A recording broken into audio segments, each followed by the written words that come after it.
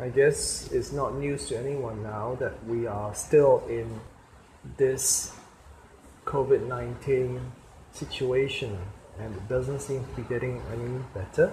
Not in our Southeast Asian nations anyway. So in Malaysia, we're getting the third wave, and seems that there are more infections than ever before. So I think that many people are more anxious and more worried about the consequences. You know, I certainly feel a little bit of anxiety whenever I have to go out to the supermarket where there are lots of people. And maybe a month ago I didn't feel that, because there wasn't this sense that it had spread so much.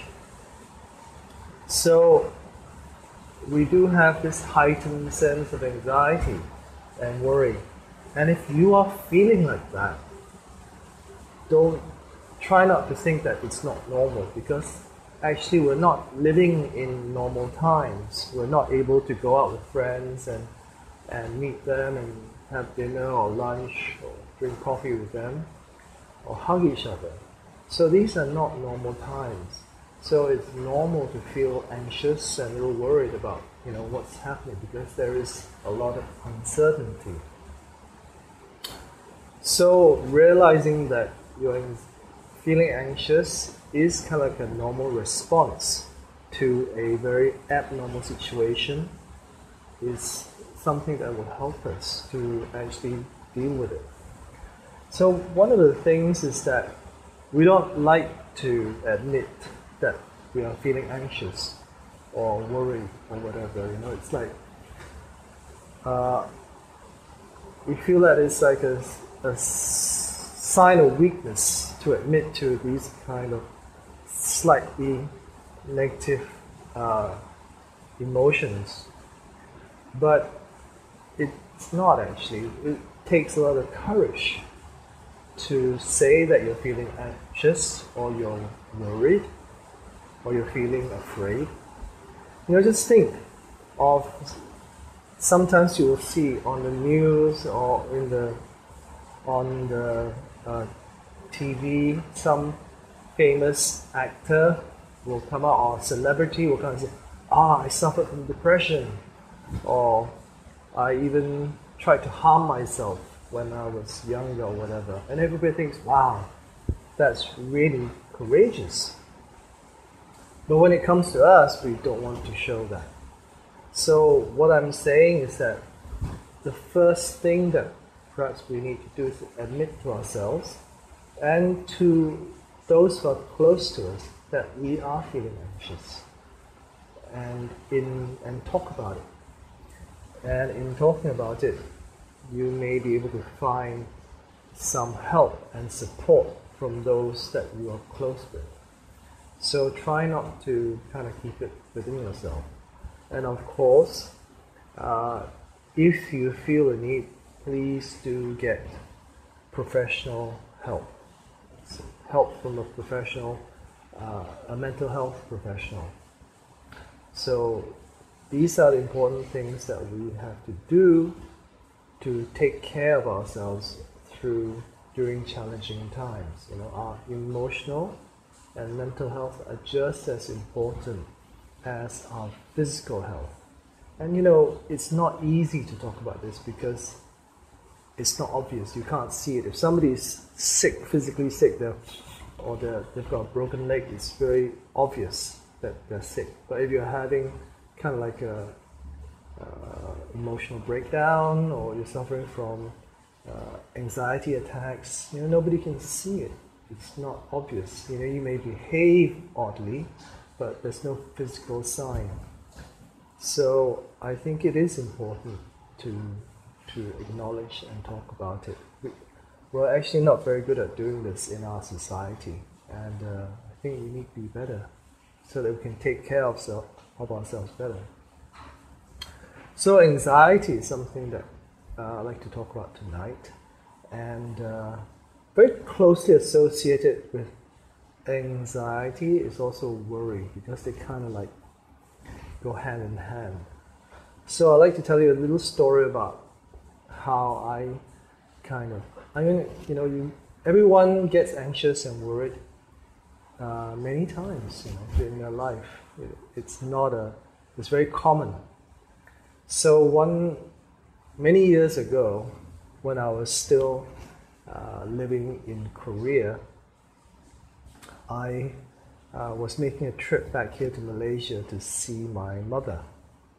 And I have to catch a plane from Incheon, the new airport in Seoul. And it just been open for a year or two, I can't remember. It's still quite new at that time. So this is quite many years back. So I stayed in the temple in Seoul, Hwagesa, one of my teacher's temple. And then I kind of, figured out when I had to take the bus, because I had to take the bus from there, which was in the northern part of Seoul, all the way to the airport, which was, off to the west in Incheon. So I went to the bus stop, got somebody to give me a ride there, and then took the bus. And I figured I allowed myself enough time. I allowed like 2 hours or 3 hours, 2 hours or so for the bus ride. But 1 hour in to the bus ride, I realized that there was a very strong possibility that I wouldn't make it to the airport in time.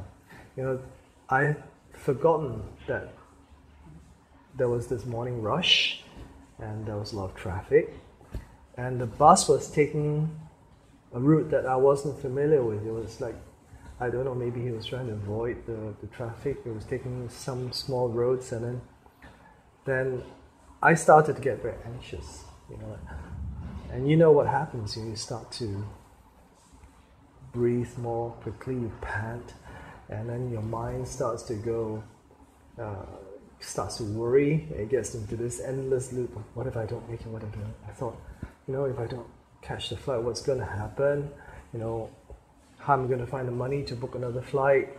All these things. Will there be any other flights that are, because it was, I think, summertime or whatever, or after summer. Anyway, all this stuff just kept going through my head, and it was non-stop. And on top of that, I realized, I need to pee. So there was this physical thing like, I need to go to the toilet. But the bus wasn't making any toilet stops. So on top of the mental worry was this pressure on my bladder, and it was very uncomfortable. So there was, checking my watch every single minute and wishing that the bus would go faster, or the traffic would miraculously disappear. And then at some point, I suddenly realized I'm in this anxious state of mind. I'm going through this anxiety. Then I remembered, breathe. Just breathe. So then, at that point, I made myself close my eyes. I put my hand on my lower belly and really started to breathe more slowly. I tried to breathe more slowly and more deeply, and just followed my breath. And just whenever my mind went a little nuts, I'd try and bring it back to my breath again. And then, after a while, 5 minutes, 10 minutes of doing this, I felt that my sense of calm had returned somewhat. I felt calmer, and I wasn't so anxious, wasn't so panicky about missing the flight. So then I realized there's nothing you can do, if you worry or anxious, even if you scream at the top of your voice, there's no way that you can control the situation. You're not in control. The bus is going where it's going. It's taking the route it's supposed to take. The driver knows where it's going, and you're just a passenger on the bus. And you just have to stay that way until you get to the airport. So all this anxiety and worry is not going to help you.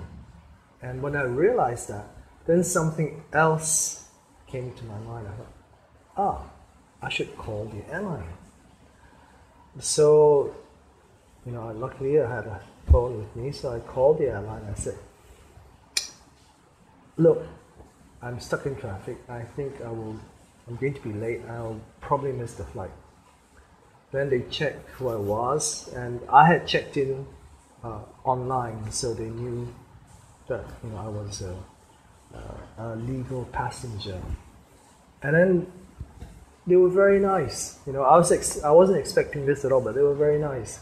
And they said, "Oh, don't worry. We have another flight in the afternoon." And for some unfortunate reason, they had 2 flights that day. So they said there are seats on that flight, and we can just rebook you with no extra charge. So then, when they said that, then all my anxieties just melted away. Right?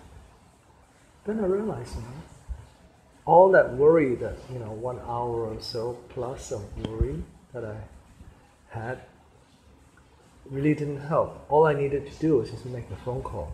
But I was so caught up in my anxiety and worry that I couldn't think about the phone call. All I could think about was worry about missing the flight and all the consequences that might follow from that. So that is something which happens to us when we get caught in this anxiety loop. And the reason for that is because our anxiety of fear, which is closely related also, fear of something uncertain. Our anxiety is the feeling of unease or feeling of nervousness about something in the future or something which we are not certain about. But it is not something that we can control. It is actually part of this, and this is where we have to understand a little bit about the biology of our brain.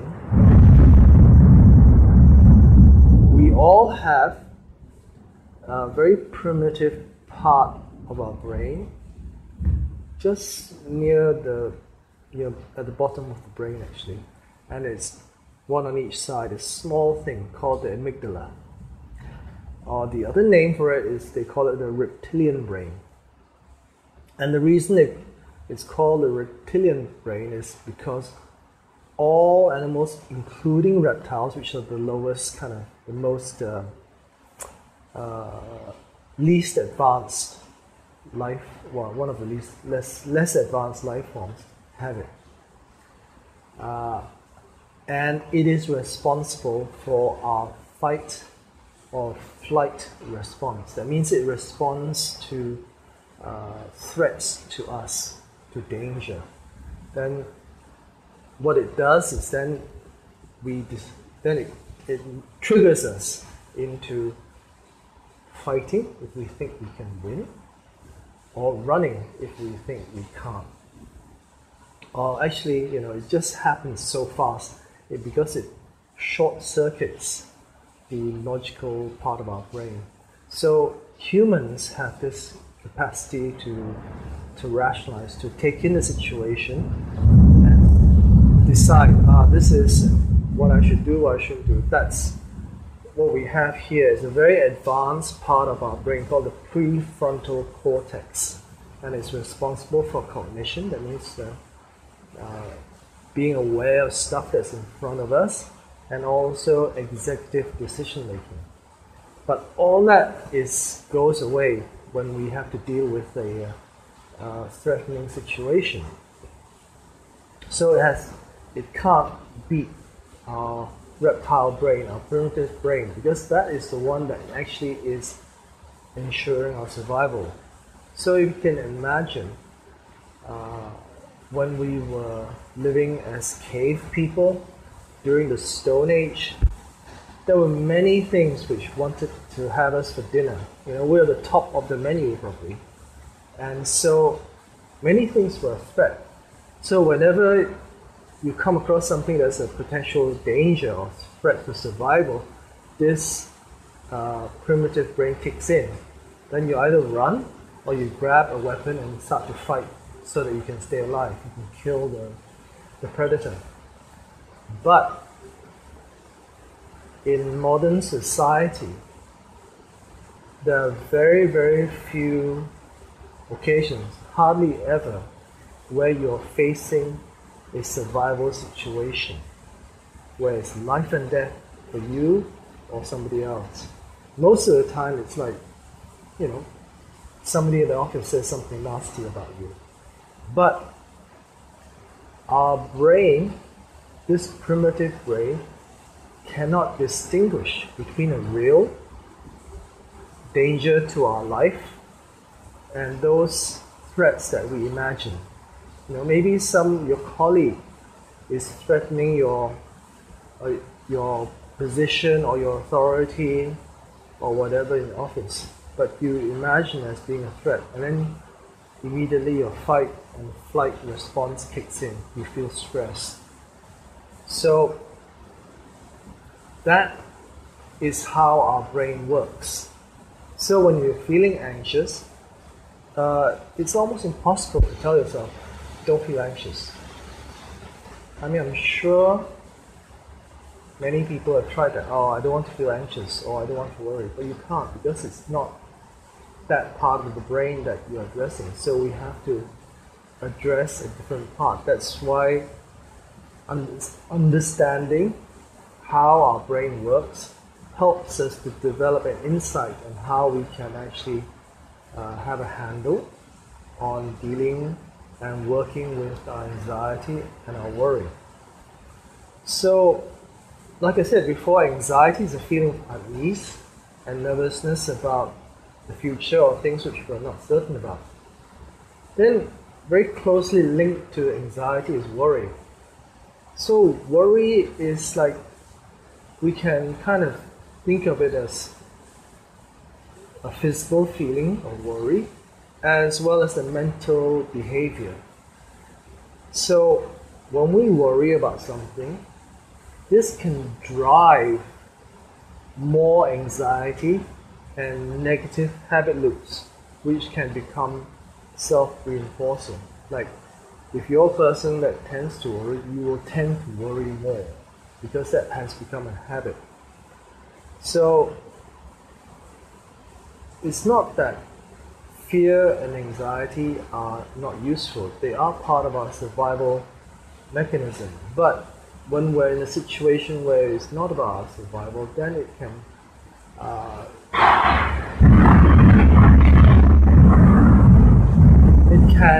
cause us to get trapped into modes of thinking which are not helpful for us. It can lead us to very kind of downward spiral patterns of thinking. So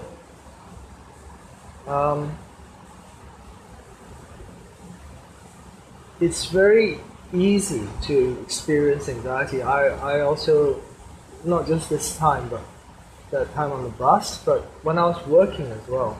I remember when I was first started work,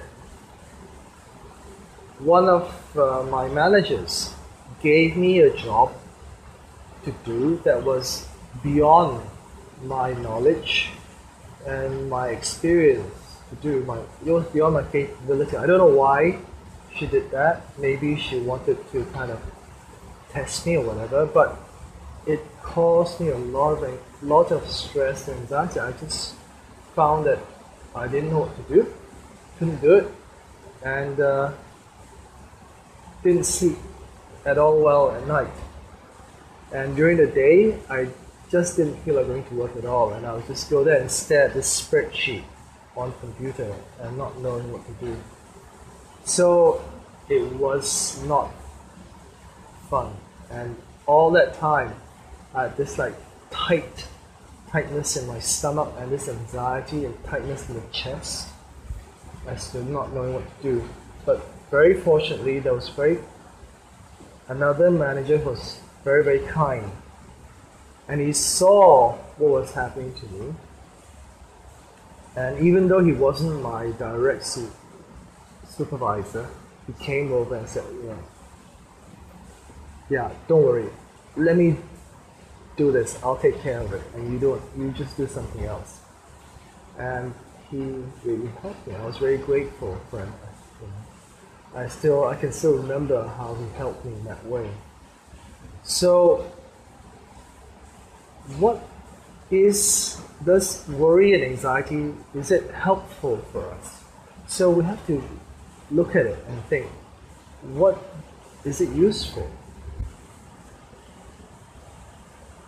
In our modern day context, just imagine, what does anxiety or worry do?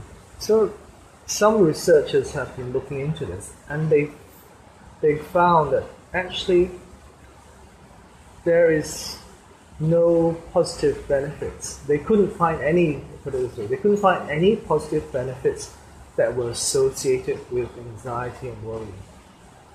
So they looked at many cases and so forth. But we still tend to worry. And we worry if our son or daughter goes out and is coming back late at night from the party, and we won't stop worrying until we hear the door open and they are back in the house. But if you think about it, does worrying about them make them any safer?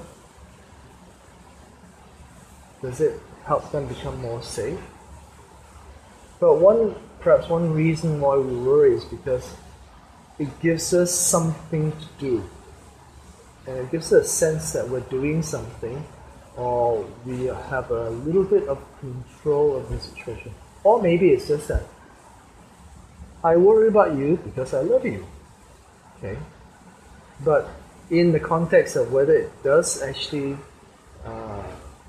have any positive benefits, then it is kind of questionable. So, but how do we kind of break this habit of anxiety and worry? We, especially nowadays, we maybe a lot of us are now scrolling through the Facebook, WhatsApp, news, and doom scrolling, seeing all the bad news and making ourselves anxious and worry about it, even though we might be at home and safe and not exposed to any kind of threats or dangers.